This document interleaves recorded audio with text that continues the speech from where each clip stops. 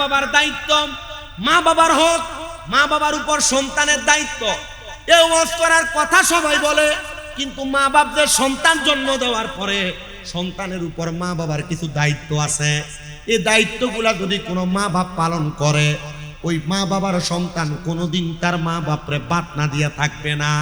বলো হুজুর এটা কেমন কথা বললেন? হে, কোনো মা বাবা যদি তার সন্তানের উৎকৃষ্ট পরিমাণ দায়িত্বগুলা পালন করে, তাহলে আমার আল্লাহ তাআলা ওই সন্তানের মা বাবারে ইন্তেকালের আগ পর্যন্ত সম্মানের সাথে ইন্তেকাল করাবে।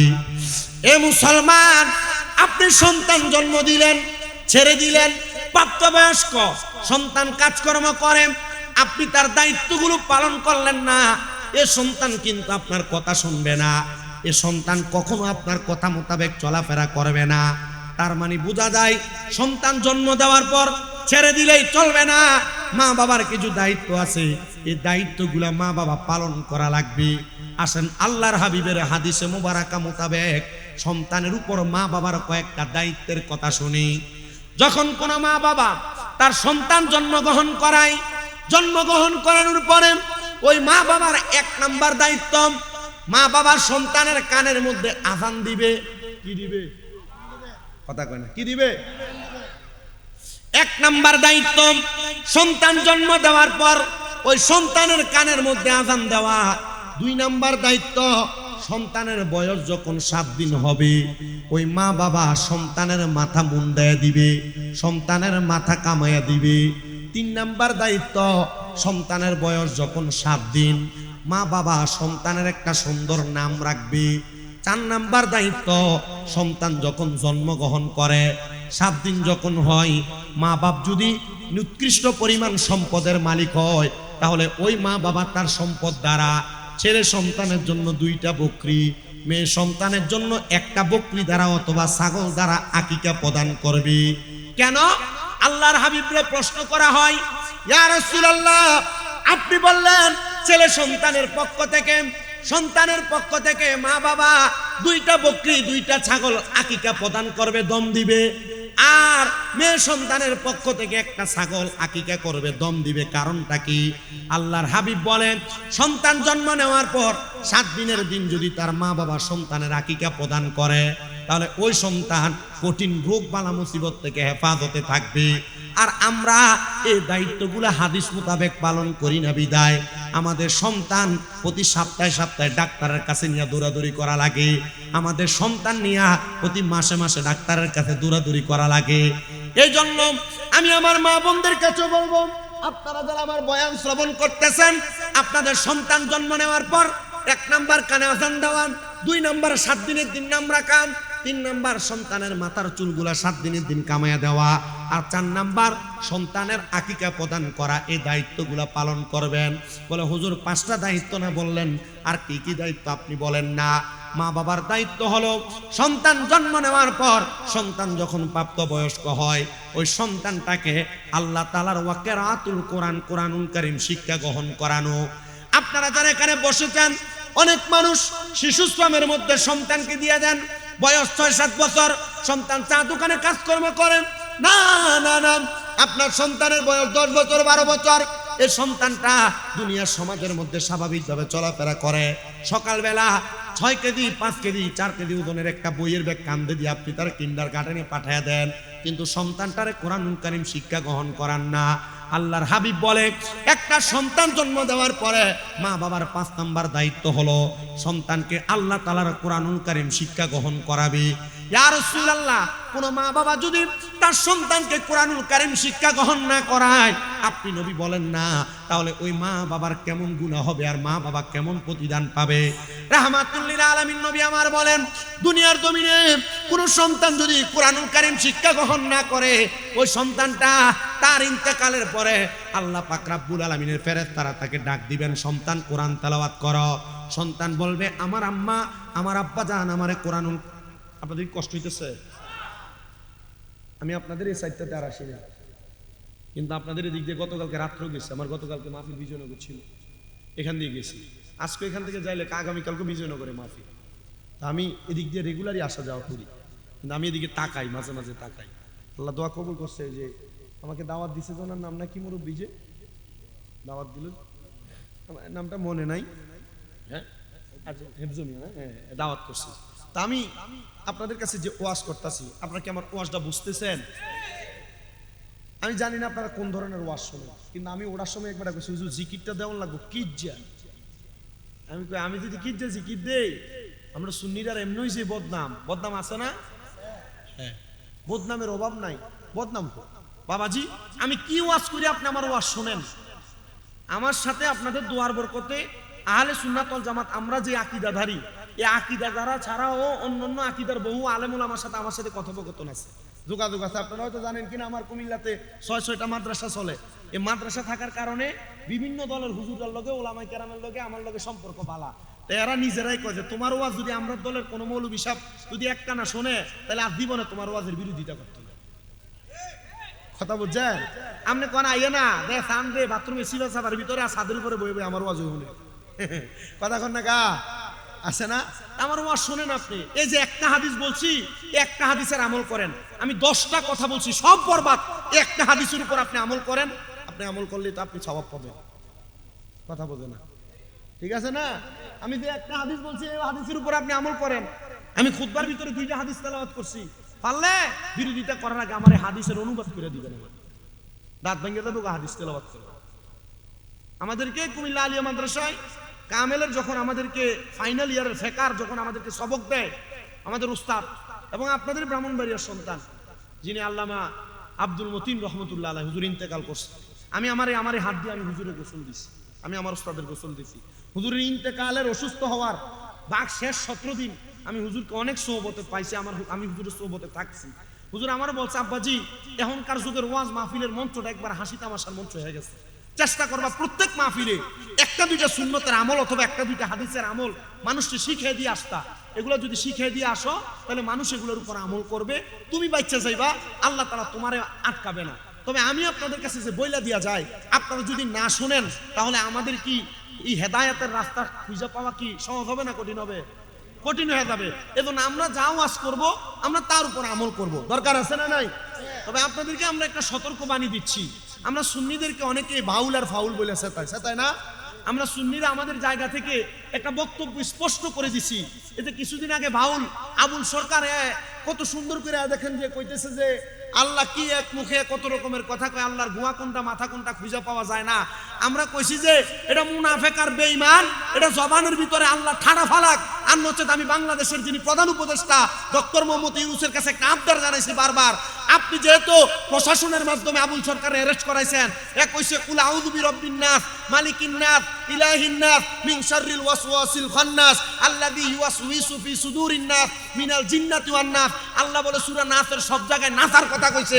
আমি বলছিলাম এমন একটা বাউল নামের ফাউল রে ধরে জিব্বা কাইটা দেন, কারণ আর কোনো বাউল কখনো কোরআনুল কারীমের আয়াত নিয়ে বাজে মন্তব্য করবে না।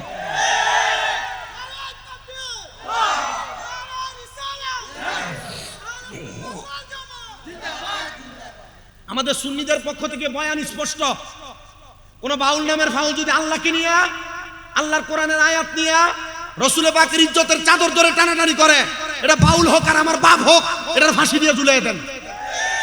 এমন একটা নাস্তিক মুরতাদ বেঈমান আর জিন্দিককে যদি ফাঁসি দিয়ে ঝুলিয়ে দেয়, বাংলাদেশে দিয়ে একজন কম করবে না।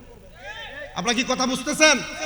আপনি নাম দিলেন উরুস মুবারক, বেরিয়ে তেন স্টেজের ভিতরে না চাইলেন, এটা কি সুন্নিরা লাভ হইছে নাকি?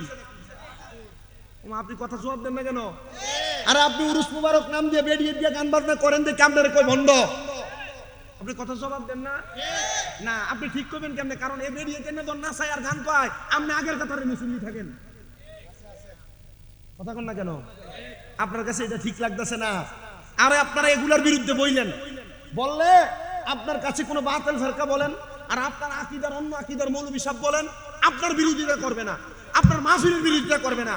আজ পর্যন্ত আমার কোনো মাহফিল বন্ধ হয় নাই। কেন হয় নাই? কারণ এই সমস্ত বাজে কাজগুলোর বিরুদ্ধে আমি সবসময় বলি।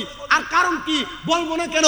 আহলে সুন্নাত ওয়াল জামাতের আকীদার ওলামায়ে কেরাম সহ পীর মাশায়েখের উরুস মুবারক গুলারে এই বেরিয়ে দিয়ে গান বাজনা করে নষ্ট করে ফেলছে,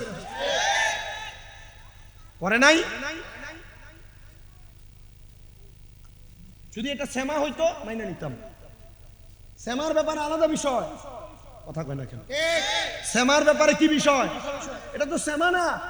শ্যামা যে ব্যক্তি করবে তার অবস্থা থাকবে, হালত থাকবে একরকম। আর হে গান কয়, হে গান দেখাই স্টেজে না উঠলে এর গলা তাই লুয়ে গেল। আব্বাজি আছে না? রেজবি তো কথা কইেন। আদিল্লাহ তো শ্যামার ভিতরে কত সুন্দর করে দলিল দিয়ে গেছে আল্লাহ মারে বিষয় তা আপনি হেডিং দিয়ে জবাব দেন নাকি লেগা বাউলটি আইন না দড়ি বাইন্দা রাখবেন, জুতা দিয়ে ফিরাবেন। এ বাউল শব্দের একটা অর্থ কি জানেন? ফসরাত। ফসরাত এত এমনি না ফাঁক কথা বলে না, হ্যাঁ নামের কারণেই তো হ্যাঁ না ফাঁক। আপনারা কিন্তু এটির ভিতরে যান, মাশাআল্লাহ মাহফিলে এত মানুষ হয় না, বাউল গানে যত মানুষ হয়। কথা বলেন না কেন? আল্লাহর কসম, এমন গান বাজনা মহিলা দিয়ে যারা করে এরা জিন্দেক, এরা মুরতাদ, এরা মুনাফিক, এদের সাথে মুসলমানের কোনো সম্পর্ক নাই। আমার ওয়াজ কি বুঝতেছেন আপনারা? তাহলে আবুল সরকার না, বাংলাদেশের প্রশাসন সহ গোয়েন্দা সংস্থা যারা আছে তাদের কাছে আমাদের আবদার, আহলে সুন্নাত ওয়াল জামাতের ঐক্য জোটের সব কমিটির পক্ষ থেকে আপনারা বাউল নামের ফাউন্ডারকে তাড়াতাড়ি যাচাই করেন। যারা এরা কি আল্লাহর মাদার দেয় ওলিরা সান্দেলিকে, এরা কি মুসলমান হয়ে গেছে কেন? কি এরা তো আল্লাহর হাবিবের রাসূলে পাক সাল্লাল্লাহু আলাইহি সাল্লামের শরীয়ত মানে না। আপনি বুঝতেন? আল্লাহর হাবিবের শরীয়ত যারা মানে না, এ যদি সারাক্ষণ শরীয়ত তরিকত হাকিকত মারিফত নিয়ে চিল্লায়, আপনি কি এটা মানবেন নাকি? এ ফরনের লুঙ্গি খুলে যদি মাথায় ফাগরি বাঁধে, এটা কি বড় হিসাব হয়ে দেবো গা? এত ফরন নিচে দিয়ে ফরজই তরক হয়ে গেছে, মাথা চুন্নত নামছে। আপনি কথা বোঝেন না মনে হয়? আপনার কষ্ট লাগতেছে? আপনি কথা বুঝেন, আমার উত্তর দেন। আমার এই কথাগুলোর উত্তর আগামীকালকে আপনি আমার আকীদার বাহিরের কেউ জিজ্ঞেস করেন যে শামীম রাজা বইলা গেছে যে ফরজ তরক করে মাথায় ফাগরি সুন্নত মানছে, আমি সুন্নি হয়ে গেলাম, সুন্নি হয়ে গেলাম। জি না, এরা যদি বাউল গানের আসরের ভিতরে আইয়া আল্লাহর ওলিয়া নবীর শান গায়, আল্লাহর শান গায়, আবার লাস্টে দিয়া আগে দিয়া মাপসাইয়া পরে দিয়া জিন্দেক হয়, মুরতাদ হয়, মুনাফিক হয়, এমন বাক্য ব্যবহার করে, আপনি সাপোর্ট করবেন না, আমরাও সাপোর্ট করব না। আর যারা করবে এদের সাথে আহলে সুন্নাত ওয়াল জামাতের কোনো সম্পর্ক থাকবে না। আপনি এমন হক কথাগুলো বলেন, আপনার সাথে কারোর কোনো দ্বন্দ্ব থাকবে না, বিরোধিতা থাকবে না। আপনি কি কথা বুঝতেছেন? আমার হাদিস শরীফ, সন্তান কি জন্ম দিয়ে ছাইরা দিবেন না দায়িত্ব আছে? কয়টা? কয়টা? এক নাম্বার আজান দেওয়া, 2 নাম্বার 7 দিনের দিন নাম রাখা, 3 নাম্বার মাথার চুল কামাইয়া দেওয়া, 4 নাম্বার যদি সামর্থ্যবান হয় ছেলের পক্ষ থেকে 2টা ছাগল, মেয়ের পক্ষ থেকে 1টা ছাগল আকিকা দেওয়া, 5 নাম্বার সন্তানের মা বাবা তারে কোরআন শিক্ষা দেওয়া। সুবহানাল্লাহ নাই? জায়গাটা একটু বেশেবা জায়গা, যেখানে আমরা বসছি এটা বেশেবা না, উঁচা না, একটু বেশেবা। আর যে এগুলাতে বসছেন চড়ে নিচি দিয়ে ছোট ছোট ফাতরের ভূতে লাগতেছে আপনারা নিচে, আমি বুঝতেছি। এখন মানুষও বৈশা কুল করতে পারতেছে না আর বুঝতেছে না। তবে আমার কাছে সবচেয়ে বেশি ভালো লাগতেছে এলাকার দাড়ি পাকা অনেক মুরব্বী আব্বাজিরা আপনারা আসছেন, এটা সবচাইতে ভালো দিক মাহফিলে, সবচাইতে ভালো দিক। যদিও আপনারা ওয়াজ মনোযোগ দিয়ে শুনতে পারেন আর না পারেন, আপনারা আসলে আমাদের 3টা লাভ। কয়টা লাভ? 3টা লাভ। 1 নাম্বার, মুরব্বীরা বটগাছের মতো, আল্লাহর হাবিব বলছেন বটগাছ যেমন ভাবে মইরা গেল মানুষকে ছায়া দান করে, মুরব্বী দাড়ি পাকা যারা এরা আমাদেরকে দোয়া করে। 2 নাম্বার লাভ, দাড়ি পাকা মুরব্বী সহ যিনারা প্রাপ্ত বয়স্ক প্রবীণ, ওনারা আসার কারণে আল্লাহর রহমতের ছায়া থাকে এই জায়গার ভিতরে। 3 নাম্বার লাভ, এমন মুরব্বীদের সোহবত আর তাদের কাছাকাছি থাকার কারণে আদবের ঘাটতি হয় না, আদব ঠিক থাকে। মারহাবা করুন। তাহলে 5 নাম্বার দায়িত্ব বলছি কি, সন্তানকে কি শিক্ষা দেওয়া। এবার আসেন, এই সন্তান যদি কোরআন আপনি না শিক্ষা দেন কি হবে? এবার আমার ওয়াজের সাবজেক্ট খুব সুন্দর, আমি আগে বলে নিছি। আমি গত বছর 268টা মাহফিল করছি। 68টা মাহফিলের ভিতরে আমার 196টা মাহফিলে শুধু সাবজেক্ট দিতে মা বাবার খেদমত। কারণ কি, ইউটিউবে একটা ওয়াজ ভাইরাল হয়েছে, হুজুর আমি দেখছি মা বাবার ওয়াজ করে কানছেন, এই ওয়াজটা দেখাইয়া হুজুর এইটাই করে। আচ্ছা দোষটা কি আমার? এবছর চলতেছে আমার স্বামী স্ত্রীর মহব্বতের একটা ওয়াজ ভাইরাল হয়েছে, আর কবর হাসরের যেখানে যাই হুজুর এই ওয়াজটা করলে মোটামুটি আমরা এলাকার ভিডিও কি সোজই বুঝি। তখন আমি তো করে দেখে ফেসে, তখন মানছি ওই ওয়াজ হইনি ইউটিউবে আবার এই ওয়াজ করলে আরে ওই ওয়াজ তো এইটাই আর পারি না। তবে চেষ্টা করতেছি আপনাদেরকে আমি আজকে ধারাবাহিকভাবে আমার বয়ানটা শেষ পর্যন্ত নিতে। আমার সময় কি আর একটু আছে? ও বাকি আছে 1 ঘন্টা নইছে মাত্র। আমার মুসলমান ইমানদারেরা, যখন কোন সন্তানকে তার মা বাবা কোরআন না শিখায়া ওই সন্তানটাকে এমনি এমনি ছেড়ে দেয়, তখন ওই সন্তানটা কবরে যাওয়ার পর আল্লাহ তাআলার ফেরেশতারা প্রশ্ন করবে, এ আল্লাহর বান্দা, তুমি তোমার জবান দ্বারা কোরআনুল কারীম তেলাওয়াত করো। তখন ওই সন্তান তার জবান দ্বারা কোরআনুল কারীম তেলাওয়াত করতে পারবে না। সন্তান তেলাওয়াত না করতে পারার পরে এমনি এমনি থাকবে না। সন্তান তখন বলবে, আমার মা বাবা আমারে কোরআনুল কারীম শিখায় নাই। দোষ দিব কারে? মা বাবারে দোষ দিয়া দিবে। আপনার সন্তান তখন আপনারে দোষারোপ করবে। আল্লাহর হাবিব সাল্লাল্লাহু আলাইহি ওয়াসাল্লাম নবী আমার ঘোষণা করতেছেন, উম্মতের দলেরা, তখন ওই ফুলসেরাতের কিনারার মধ্যে ওই সন্তানের মা বাপকে ডাকা হবে, আহ্বান করা হবে। এ কোরআন তেলাওয়াত শিক্ষা গ্রহণ না করানো সন্তানের মা বাবা, তোমরা এবার তোমাদের সন্তানের সামনে চলে আসো। সন্তানের সামনে যখন আসবেন, ওই সন্তানটাকে বলা হবে, এরাই কি তোমার মা বাবা?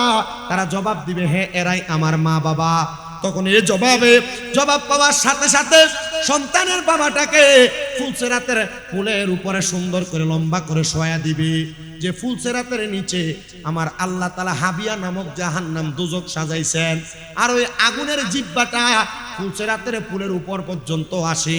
সন্তানের বাবার এক হাতকে দিবে ফুলসেরাতের এক পারে, আর পা গুলা দিবে আরেক পারে। সন্তান তখন ডাক দিয়া বলা হবে, এ সন্তান, তুমি যেহেতু তোমার আব্বা জানের উদর, তোমার আম্মা জানের উদর থেকে, তোমার আব্বা জানের রসম থেকে তুমি দুনিয়াতে আগমন করেছ, তোমার আব্বা আম্মা এই দুইজনের জন্য এখন তুমি দায়ী।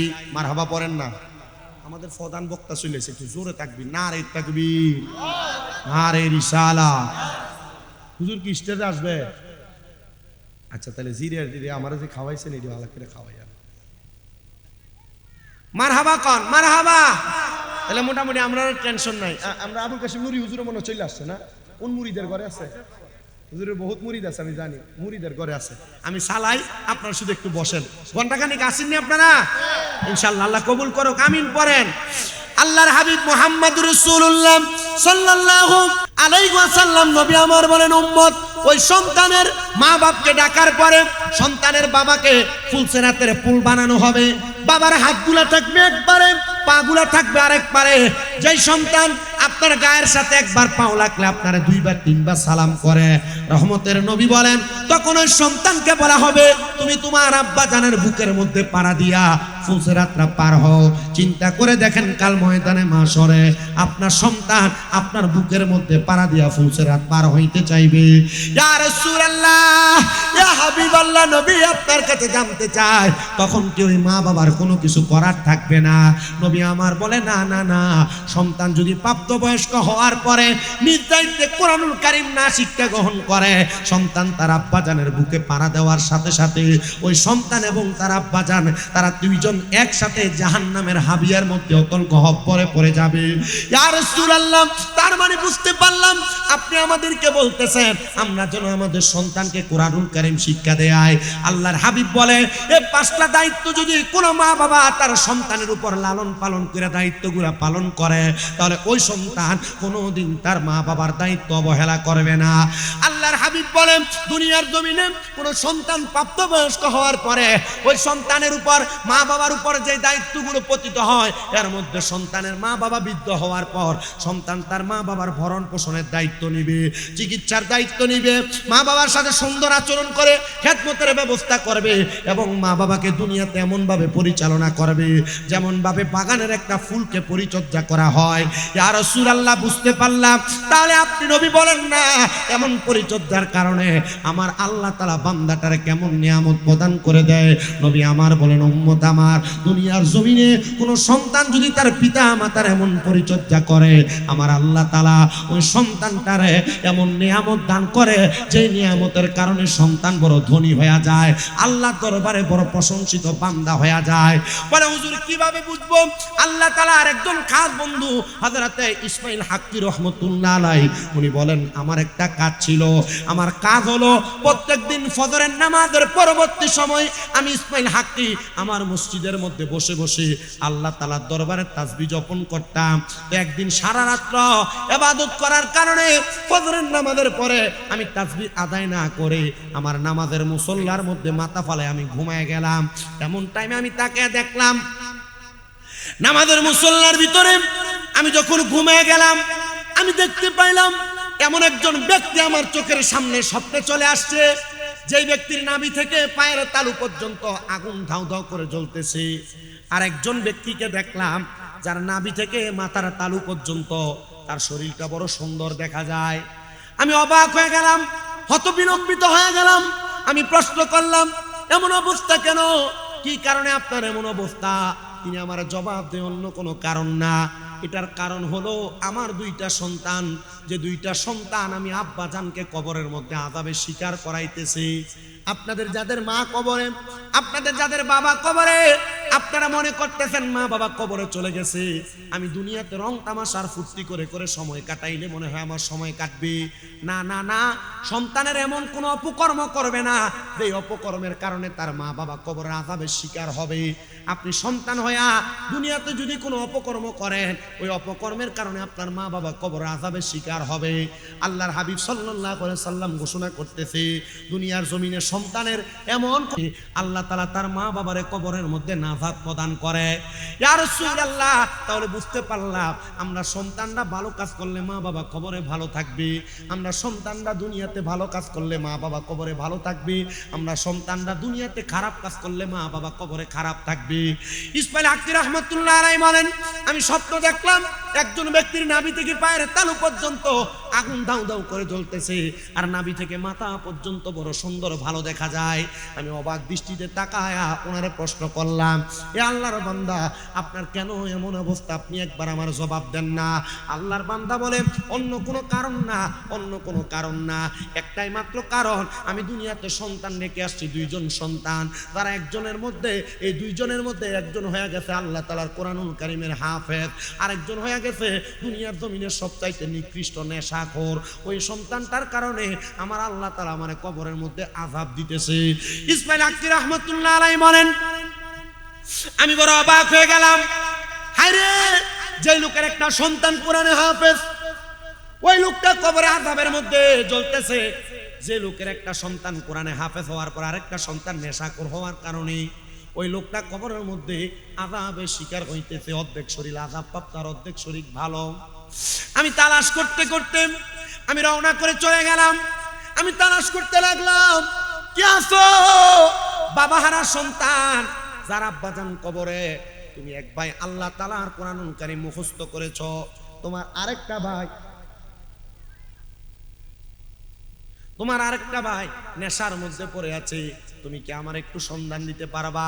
হযরত ইসমাইল হাক্কি রাহমাতুল্লাহ আলাইহি বলেন, আমি 3 দিন পর্যন্ত তালাশ করার পরে খুঁজে পাইলাম। দুইজন ভাইকে দেখলাম, যে দুইজন ভাইয়ের মধ্যে একজনের নাম হলো হযরত আব্দুল্লাহ, আরেকজনের নাম হলো আব্দুর রহমান।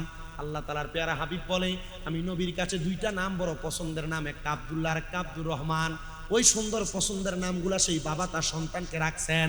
এবার যে তালাশ করে দেখেন, আব্দুল্লাহ নামক সন্তানটা আল্লাহ তাআলার কোরআনুল কারীম মুখস্থ করে ফেলছেন।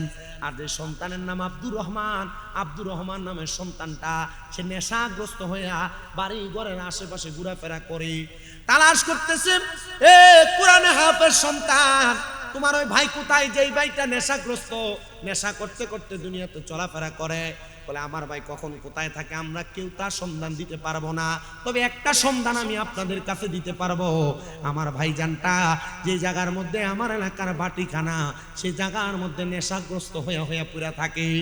হযরত ইসমাইল হাক্কি রাহমাতুল্লাহ আলাইহি বলেন, আমি তালাশ করতে করতে মদের বাটিখানার মধ্যে গেলাম, যা দেখলাম বড় সুন্দর চেহারা, নুরানি চেহারাওয়ালা একটা সন্তান সে জায়গার মধ্যে পড়ে আছে। আমি তার ডাক দিলাম, এ আল্লাহর বান্দা, তুই কি আসছ রে এই জায়গার মধ্যে এখনো পর্যন্ত? নেশার ঘোর কাটা। সে আমার জবাব দেয়, কে গো আপনি? হুজুর, আপনি আমার নেশার ঘোর কাটা অবস্থায় পাইতে চান? এই নেশা না করলে আমার ভালোই লাগে না। আমরা সমাজে এমন অনেক নেশাখোর আছে, নেশা না করলে তার পেটের ভাত হজম হয় না। আর নেশাখোর গুলার কারণে এলাকার কলগুলা ঠিক মতো থাকে না, চুরি করে করে লইয়া জায়গা। কারেন্টের তারটি কাটতে কাটতে লইয়া যায় এমন নেশাখোরেরা। আপনারা বলেন, এমন গাঞ্জাখোর, ইয়াবাখোর, ট্যাবলেটখোর আছে না নাই? যে নেশাখোর গুলার কারণে সমাজের মধ্যে বিশৃঙ্খলা হয়, মারামারি হয়, হয় কি হয় না? আল্লাহর হাবিব বলেন, 3 সময় 3 ব্যক্তির ইমাম থাকে না। এর মধ্যে 1 নাম্বার হলো কোন নেশাখোর যখন নেশা করে তখন তার ইমাম থাকে না। এ ভাই, তোমরা যারা গাঞ্জা ইয়াবা মদ পান করো, তোমরা যারা নেশা করো, রাসূল বলেছেন নেশা করার সময় নেশাখোরের ইমাম থাকে না। তার মানে বোঝা যায় যারা নেশা করে এরা ইমানদার না, এরা বেঈমান। বুঝতেছেন আপনারা? কারেন্টের তার চুরি হয় না, মোটরটি চুরি হয় না, ঘন ঘন করে।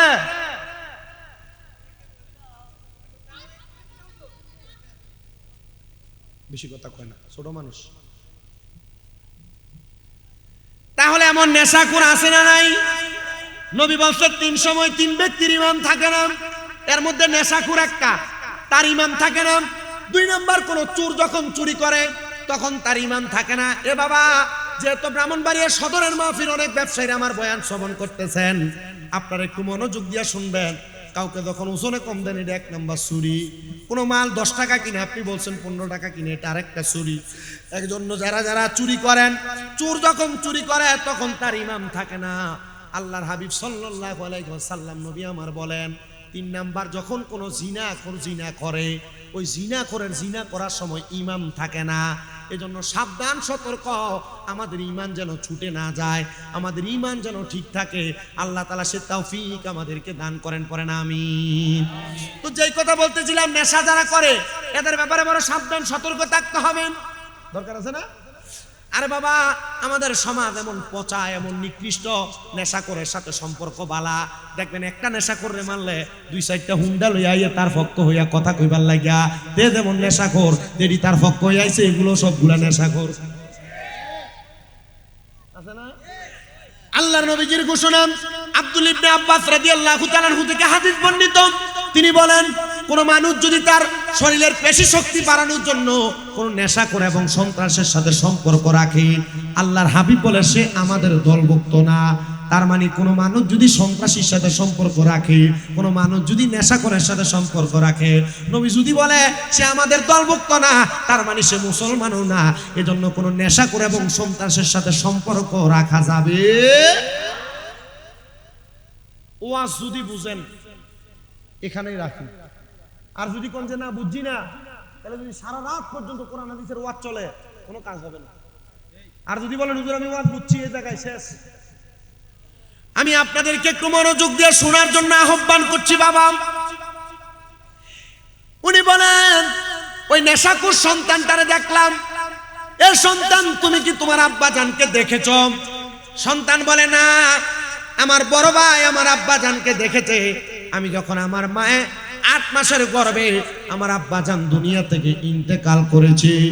হযরত ইসমাইল হাক্কি রহমাতুল্লাহ আলাইহি বলেন, আমি বললাম কেমন সন্তান রে তুই? তোর আব্বা জান তোরে জন্ম দেওয়ার পরে তুই তোর আব্বা জানের চেহারা দেখোস নাই। আর আমি ইসমাইল হাক্কি স্বপ্ন দেখেছি তোর অপকর্মের কারণে তোর আব্বা কবর আযাবে জ্বলতেছে। আব্দুর রহমান নামক যুবকটা ডাক দিয়ে বলেন, এ হযরত ইসমাইল হাক্কি রহমাতুল্লাহ আলাইহি, আপনি বলেন না আমার আব্বা জান কবরে কেমন অবস্থায় আছে, এটা যে আপনি বললেন আমার কারণে আযাবের শিকার। হুজুর কারণ কি? বলে তুমি যে নেশা করো, আল্লাহ তাআলা তুমি সন্তানের অপকর্মের কারণে তোমার আব্বার কবরে আযাব দিতেছে। এ মহিলারা যারা শুনতেছেন, আপনারা যারা বেপরদা চলেন, আপনাদের বেপরদার কারণে আপনার আব্বা জান কবরের আযাবের শিকার হবে, আপনার বেপরদার কারণে আপনার ভাই কবরের আযাবের শিকার হবে, আপনার বেপরদার কারণে আপনার স্বামী কবরের আযাবের শিকার হবে, আপনার বেপরদার কারণে আপনার সন্তান কবরের আযাবের শিকার হবে। রাহমাতুল লিল আলামিন নবী ঘোষণা করেন, দুনিয়ার জমিনের মধ্যে যদি কোনো সন্তান এমন কোন কর্মের মাধ্যমে তার মা বাবার আযাবের শিকার করে, আল্লাহ তাআলা ওই সন্তানটাকে জালেম হিসেবে ময়দানে মাশরে তুলবেন।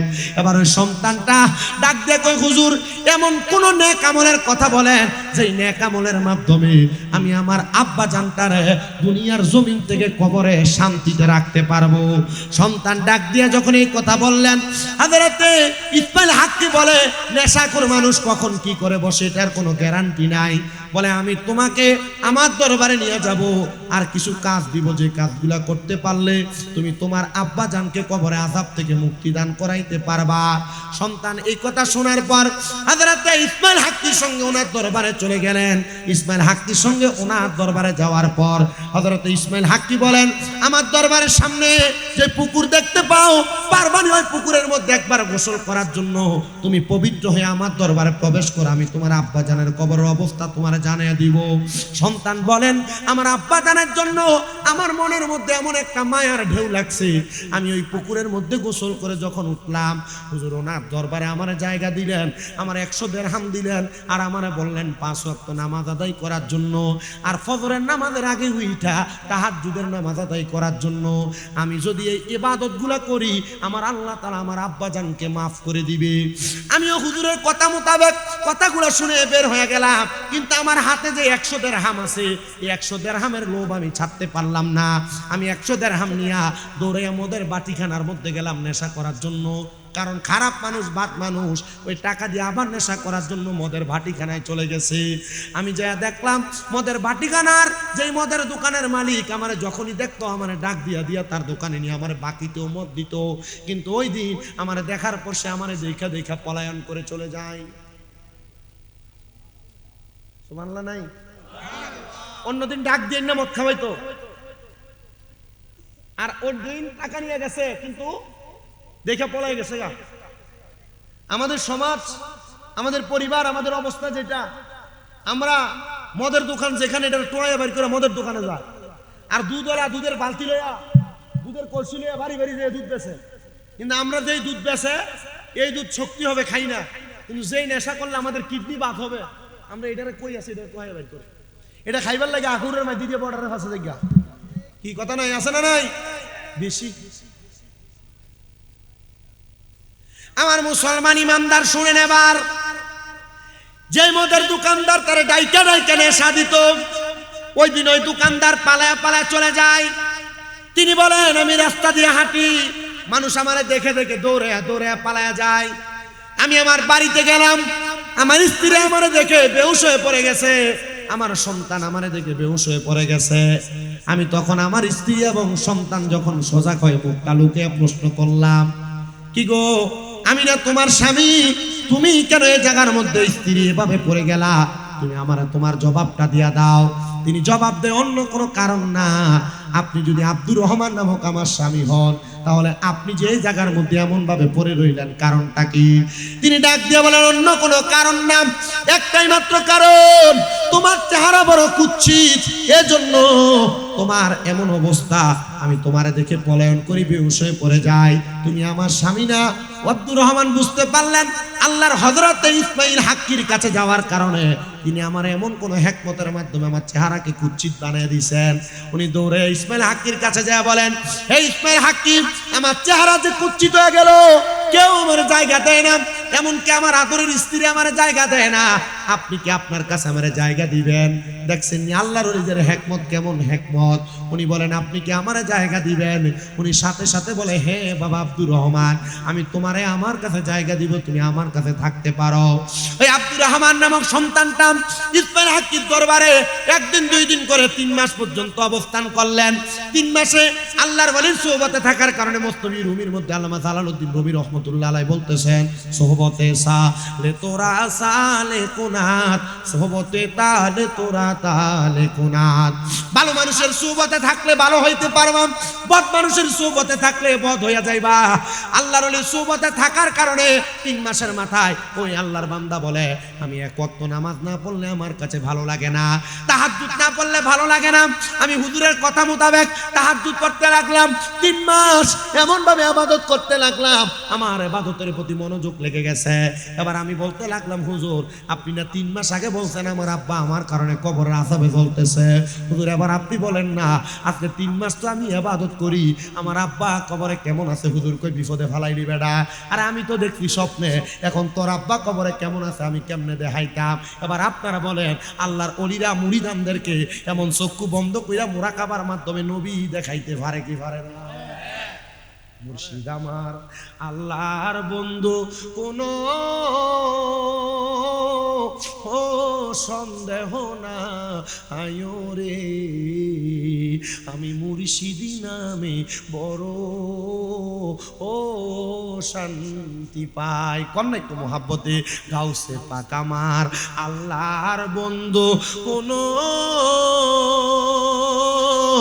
ও সন্দেহ না আয়ো রে, আমি মুর্শিদি নামে বড় ও শান্তি পাই, আমি মুর্শিদি নামে বড় ও শান্তি পাই। মুর্শিদ আল্লাহর ওলি বুঝবেন কেমনে, কিভাবে বুঝবেন? আল্লাহর হাবিব সাল্লাল্লাহু আলাইহি ওয়াসাল্লাম ইবনে মাজাহ শরীফের 303 নম্বর পৃষ্ঠা হাদিসে বলে, ইযা রুযুকিরাল্লাহু আযজা ওয়া জাল্লা, চেহারার দিকে চাইলে আল্লাহর কথা মনে হবে, এটাই মুর্শিদ। মারহাবা করে কোন না, মুর্শিদের দিকে চাইলে কার কথা মনে হইব? আল্লাহর কথা মনে হইব। যেটা সিগারেট খায় এটা মুর্শিদ না, এটা শয়তান। যেটা বেরি ইতরে বয়ে থাকে এটা মুর্শিদ না, এটা কিটা? শয়তান। আর ইতার কারণে সুন্নিদের বদনাম। আমি দেখি মাঝে মাঝে ফেসবুকে আমরা ছবির লগে দিয়ে লাগাই দেয়, হিসাব মাথা লম্বা, টুপি চুন্ডি লম্বা, ভিডিও ইতরে বয়ে গেছে। কি কথা কন না খা? আপনি ঠিক কইলেও ঠিক, না কইলেও ঠিক। নিজের দোষ কোয়া শিখেন, দেখবেন নিজেরা সবাই ভালো করবে। আপনি তো আপনি দোষ করেন না, আপনি মনে করেন যে আমরা সুন্নি দেখিয়া আমরা জিতা করি, ইতে মনে হয় ভালো। জি না। আল্লাহ আপনারা হেদায়েত দান করুন, আমিন পড়েন, আরো জোরে কোন আমিন। এ মুসলমান ইমানদার, এ নবীর উম্মত শোনো। এবার ছেলে 3 মাস পরে কয়, হুজুর আপনি না বলছেন আমার আব্বা আমার কারণে কবরে আযাবের শিকার, তাইলে হুজুর আজ 3 মাস পর্যন্ত ইবাদত করি, এবার আপনি আমারে বলেন না আমার আব্বা জান কবরে কেমন আছে? হুজুর কেটে ফেসে ফেলাই দিছে আমারে। আমি কেমনে তোরে দেখাইতাম? তোর আব্বারে তো আমি স্বপ্ন দেখছি ফজরের নামাজের পরে, আমি কেমনে দেখাইতাম? আল্লামা ইবনে সিরিন তার স্বপ্নের কিতাবের তাবিরের কিতাবে লিখতেছে, কোন সন্তান কোন এলাকার মানুষ যদি কোনো মানুষকে স্বপ্ন দেখে তাহলে এই অবস্থাটা বড় ভালো। স্বপ্নে মানুষ এই জন্য দেখা দেয়, তারে দেখা দেয় সেই ব্যক্তি তার জন্য উপকারে আসবে। আপনি যদি আপনার মারে, বাবারে, দাদারে, দাদিরে, বংশের কোনো মানুষের স্বপ্ন দেখেন, মনে রাখবেন স্বপ্ন এমনে দেখায় না, তাদের দোয়ার প্রয়োজন, এই জন্য তারা স্বপ্ন দেখায়। এই জন্য মা বাপরে আমরা সুন্নি যারা আছি, মা বাপের স্বপ্ন দেখলে আমরা মিলাদ করাই, দোয়া করাই, করাইনি। এটা বেদাত যদি কেউ কয় এটা তাদের বিষয়। আপনি আমি আমার যেটা অভ্যাস, আমি আমার ওয়াজ, আমি আমার অনেক ওয়াজ পূজা দেন, আমি গালাগালি বহি না। কেন বহি না? আমার কাকা যদি সবাই বকে, সবাই যদি কয়, তো আমারটা দিয়ে উচিত, আমারটা বুঝবো কেমনে? মাতে না, আমারটা দিয়ে উচিত এটা বুঝতো কেমনে? আমারটা উচিত। আমি বললাম আম্মা আব্বা মারা গেছে, দোয়া করেন। এবার বলে হুজুর দোয়া করা বেদাত। এইটা হইলেন আল্লাহর হাবিবের হাদিস। আল্লাহর হাবিব বলতেছেন, হ্যাঁ, এক লোক আইসা তার মা বাবা ইন্তেকালের পরে আইসা প্রশ্ন করি, ইয়া রাসূলুল্লাহ ইবনি জাআ মিন বানি সালামাতা, বনু সালমা গোত্রের লোক আইয়া প্রশ্ন করি, ইয়া রাসূলুল্লাহ আমার মা বাবা পড়ে গেছে, হাল বাকিয়া মিন বিররি আবাইয়া শাইউন আবার রুহুমা বিহি বাদা মাউতিহিমা। নবী গো, আমরার মা বাবা মারা যাওয়ার পর আমরার কোনো দায়িত্ব আসেনি? নবী আমার বলে, হ্যাঁ দায়িত্ব আছে। 1 নাম্বার আসসালাতু আলাইহিমা, মা বাবা মারা যাওয়ার পর তোমার দায়িত্ব হলো তুমি মা বাবার লাগে দোয়া করবে। 2 নম্বর দায়িত্ব ওয়াল ইস্তিগফারু লাহুমা, আম্মা আব্বার জন্য ক্ষমা প্রার্থনা করবা। 3 নম্বর দায়িত্ব ইনফাযু আহাদিহিমা, আম্মা আব্বার ঋণ থাকলে পরিশোধ করবা, ওয়াদা থাকলে পূরণ করবা। ওয়াসিলাতির রাহমিল্লাতি লা তুসালু ইল্লা বিহিমা, হ্যাঁ ও দুনিয়ার সন্তানের দলেরা তোমার আম্মা আব্বার আত্মীয় স্বজনের সাথে সম্পর্ক বজায় রাখবা। 5 নম্বর ওয়া ইকরামু সাদিকিহিমা, মার বয়সী বাপের বয়সী মুরব্বীদেরকে সম্মান করবা, তাজিম করবা। আর আমরা বায়ের বয়সী মুরব্বী দেখলে সিগারেটটা টান দিয়ে ধোঁয়াটা বেটার মুখের দিকে করে মারি। কথা কন না কেন? মুরব্বীরা বাবার বয়সী ডাক দেয়, এরে এটা করিস না, আরে চুপ থাকেন। আপনি কি বুঝেন? আপনি বুঝেন বেশি হয় নাই, এটা বেয়াদবি। আর মা বাবা কবরে আযাব হয়। যদি আপনি আপনার বাবার বয়সী মুরব্বীদেরকে সম্মান করেন, বাবা কবরে শান্তিতে থাকবে। মা বাপরে খাওয়াইতে পারেন না, মার বয়সী কোনো মুরব্বী মহিলার একটা কাপড় কিনে দিবেন, মার বাবার বয়সী কোনো মুরব্বী পুরুষকে লুঙ্গি কিনে দিবেন, এরা কবরে শান্তিতে থাকবে। কারণ এদেরকে সম্মান করলে আল্লাহ আপনার মা বাবার কবরে সম্মান দিবে। সুবহানাল্লাহ নাই তো জোরে নিজেও কয় না, আমারও কইতাম না, মুহাব্বতে কোন সুবহানাল্লাহ।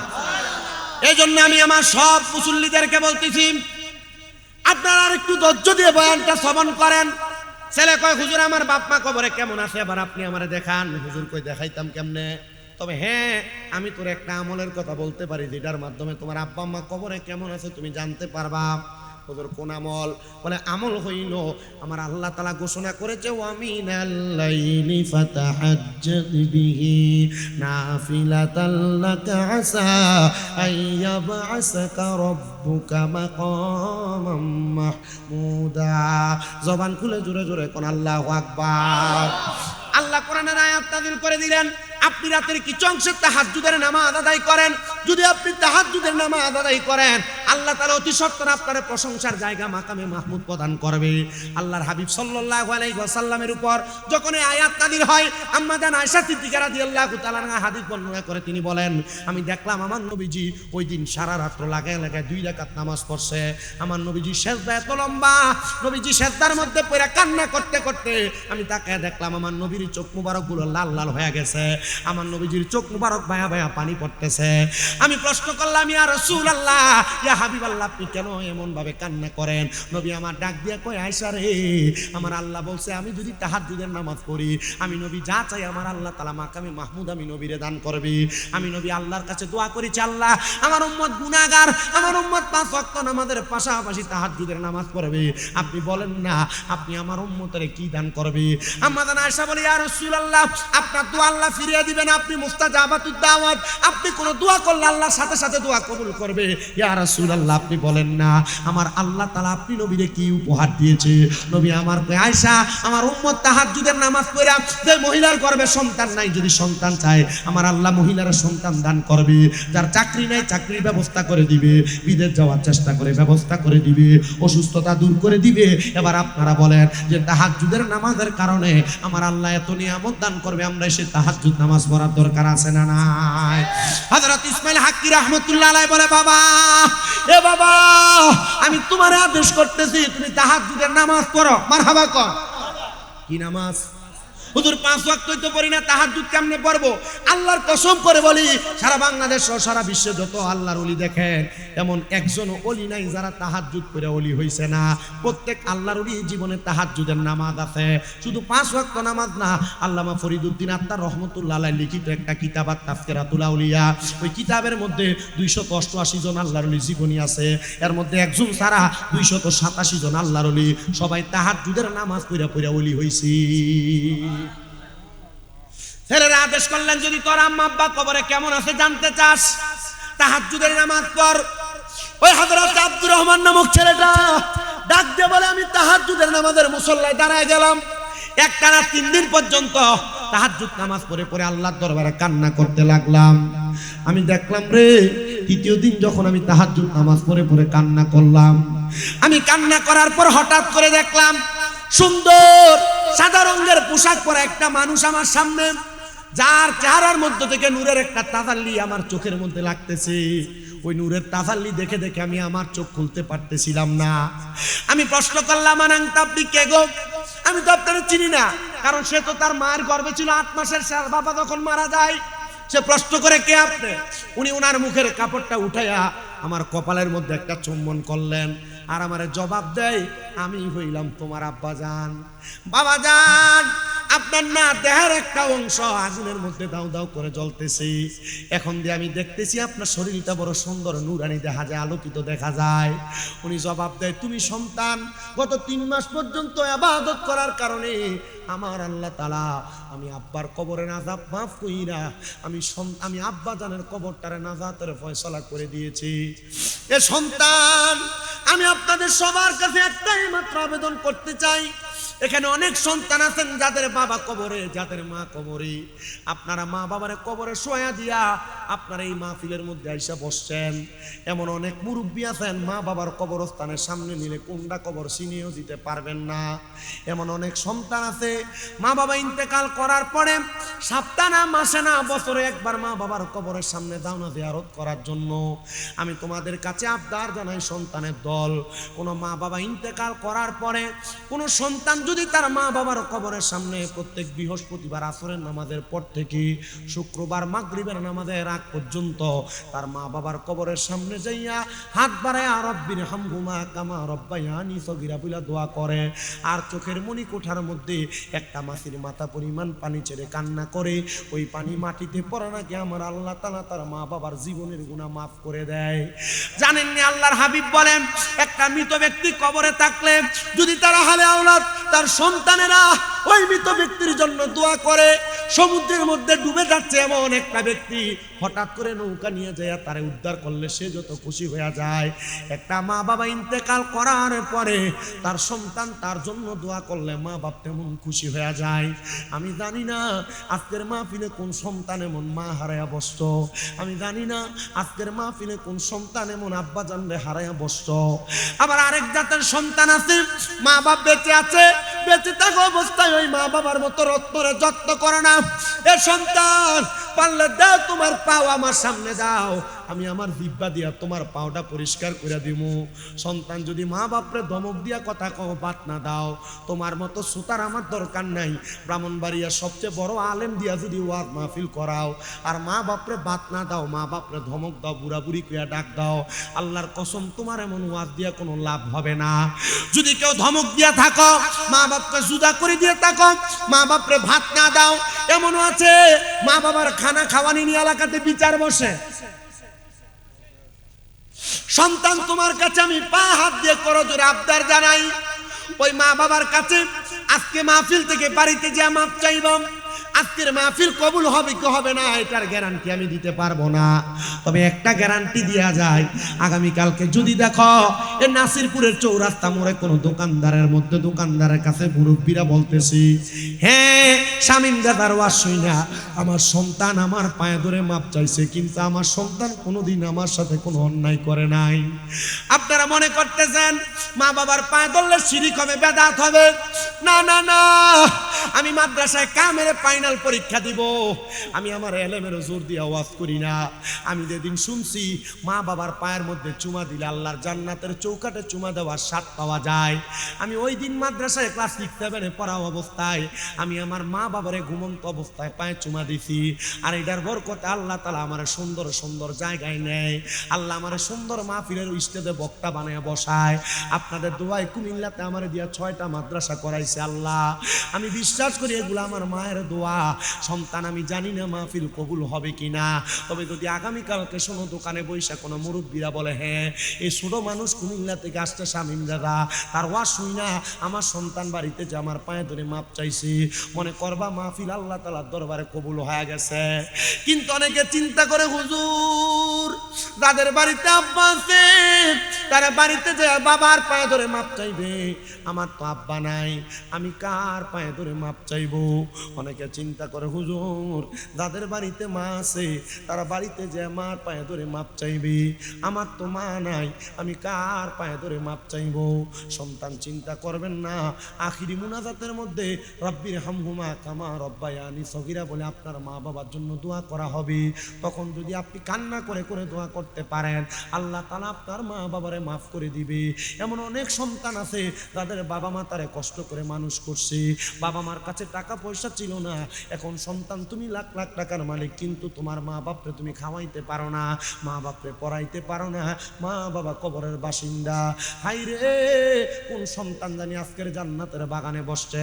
সন্তান আমি তোমাদের কাছে করজোরে আবদার করি, মা বাপ যদি কবরে থাকে, যদি সম্ভব হয় প্রত্যেক শুক্রবার জুমার দিনে জুমার নামাজ পড়া মা বাবার কবরের সামনে যে হাতটা বাড়ায় বাড়ায় দোয়া কইরো, দেখবা আমার আল্লাহ তাআলা মা বাবার দোয়ার বরকতে তুমি সন্তানকে মাফ করে দিবে।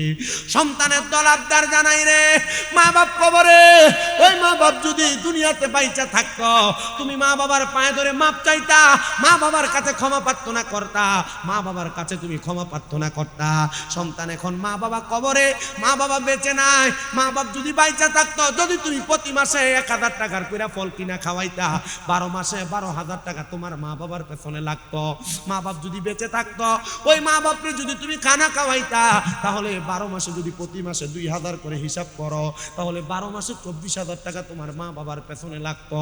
এখন মা কবরে, মনটা চাইলেও তোমার আম্মা জানকে ভালো কোনো খাবার তুমি খাওয়াইতে পারো না, বাবা কবরে বাবা জানকে চাইলেও কোনো খাবার তুমি খাওয়াইতে পারো না। সন্তান তোমাদের কাছে করজোরে আবদার জানাই, মা বাপ বেঁচে থাকলে তো মা বাপরে খাওয়াইতা, আমি এমন একটা সন্তান চাই বলে হুজুর আমার মা কবরে, আমার আম্মার জন্য আমি আগামী বছর মাহফিল হবে আমি 10,000 টাকা দান করে দিব। দান করতে পারে না, না করেন, শুধু নিয়ত করবেন, হুজুর আমি আগামী বছর আসতে আসতে আমার মা বাবার জন্য দোয়ার জন্য আমি 10,000 কি বলেন, আমি যুদ্ধের ময়দানে ছিলাম, আমি আমার নবীজির দরবারে আগমন করলাম, অতবার আমি আমার বাড়িতে যাওয়ার পর্যায়ে দেখলাম আমার আম্মা জান দুনিয়া থেকে বিদায় নিছেন, আমি জানাজাও পাই নাই, দাফনও পাই নাই, আমার মা ইন্তেকাল করেছেন, আমার মা কবরে চলে গেছে। আমি দৌড়ে রহমতের নবীর দরবারে গেলাম, ইয়া রাসূলুল্লাহ আমি আমার মায়ের জানাজাও পাই নাই, দাফনও পাই নাই, নবী গো আমার মা যে মারা গেছে, আমি আমার মায়ের জন্য কি করতে পারবো আপনি বলেন না। নবী আমার বলে ইয়া সাদ ইবনে উবাদা সাদাকা করো। হযরতে সাদ ইবনে উবাদা বলে ইয়া রাসূলুল্লাহ আপনি সাক্ষী থাকেন, আপনার সাক্ষী রেখা আমার মিখওয়াদা নামক একটা খেজুরের বাগান আছে, এই বাগানটা আমি আমার মায়ের জন্য আল্লাহর হস্তে সদকা করে দিলাম। আমার নবীও কই সাদ ইবনে উবাদা তুমিও সাক্ষী থাকো, এই খেজুরের বাগান থেকে যত মানুষ খেজুর আহার করবে, ওই খেজুর আহার করার কারণে যে সওয়াব হবে, সবগুলা সওয়াব আমার আল্লাহ তাআলা তোমার আম্মার আমলনামাতে দিয়া দিবে। কোন সুবহানাল্লাহ। আম্মা জান আয়েশা সিদ্দিকা রাদিয়াল্লাহু তাআলা আনহা, আপনার কি কষ্ট হবে? যেহেতু কালেকশনে ঢুকছি, আরেকটা হাদিস শোনাই, হাদিস শুনে যদি মনটা গলে কালেকশন করে দিবেন আপনারা মাহফিলে। শুনেন, আম্মা জান আয়েশা সিদ্দিকা রাদিয়াল্লাহু তাআলা আনহা বলেন, মসজিদে নববী রিয়াজুল জান্নার ভিতরে 3টা গাছ, একটা উস্তুনে হান্নানা, একটা উস্তুনে আহাদাম, একটা উস্তুনে আয়েশা, মাঝখানের যে গাছটা উস্তুনে আহাদা, সেই গাছের নিচে আমার নবীজি বাহিরের মেহমানদের সাথে কথা বলতেন, আর উস্তুনে হান্নানার মধ্যে ধরে আমার নবী খুতবা দিতেন, আর উস্তুনে আয়েশা যেইটা, ওইটার নিচে বসে আমার নবী মা আয়েশার সাথে কথা বলতেন, আলাপ করতেন। মা আয়েশা বলেন আমি আমার নবীর সাথে সেই জায়গায় বসাম, এমন টাইমে বনু কুরায়দা গোত্রের একজন মহিলা এসে আল্লাহর হাবিবরে বলি ইয়া রাসূলুল্লাহ আমার মা ইন্তেকাল করছে, কিন্তু মারা যাওয়ার সময় আমার আম্মা জান কালেমা পড়ছে, কালেমা পড়ার সময় আমার মার জবানটা বোবা হয়ে গেছে, আমার মা কিছু বলতে পারে নাই, কিন্তু আমার মায়ের অনেক সম্পদ, আমার বিশ্বাস আমার মা যদি কথা বলতে পারত, আমার মা তার সম্পদ থেকে আল্লাহর রাস্তার মধ্যে দান করত। ইয়া রাসূলুল্লাহ আমার মা যে আমার এত সম্পদ দিয়ে গেল, আপনি বলেন না আমার মায়ের সম্পদ থেকে যদি আমি দান করি তাহলে আল্লাহকে আমার মারে কবরে কিছু দিবে নাকি? নবী আমার ডাক দিয়া কয় হে মহিলা বনু কুরায়জারা শোনো, তুমি তোমার মায়ের পক্ষ থেকে পানি দান করো। পানি দেখেন মক্কা মদিনায় গেলে তাকের মধ্যে বইরা বইরা আইনা হাদিস আবদারে পানি দেয়, পানি এটা আল্লাহর নবীর সুন্নত। মা বাপ মারা যাওয়ার পর যদি পানি বিতরণ করা হয়, খাবার বিতরণ করা হয়, মা বাবার জন্য দোয়া করা হয়, তাহলে আল্লাহ তাআলা মা বাপরে মাফ করে দেয়। ওই মহিলা কই ইয়া রাসূলুল্লাহ সাক্ষী থাকেন, মদিনাতুল মুনাওয়ারার পাশে আপনি নবীরে সাক্ষী রাইখা আমি একটা কূপ খনন করে দিলাম। আল্লাহর নবী কয় তুমিও সাক্ষী থাকো, তোমার মার এই কূপের মধ্য থেকে যারা যারা পানি আহার করবে, আমার আল্লাহ তাআলা এই পানি আহার করে যে সওয়াব হবে তোমার মার আমল নামায় দিবে। ওই মহিলা বলে পরের দিন এসে আমি আমার নবীরে বললাম ইয়া রাসূলুল্লাহ আমি স্বপ্ন দেখেছি আমার আম্মা জান হাউজে কাউসারের পানি পান করতেছে।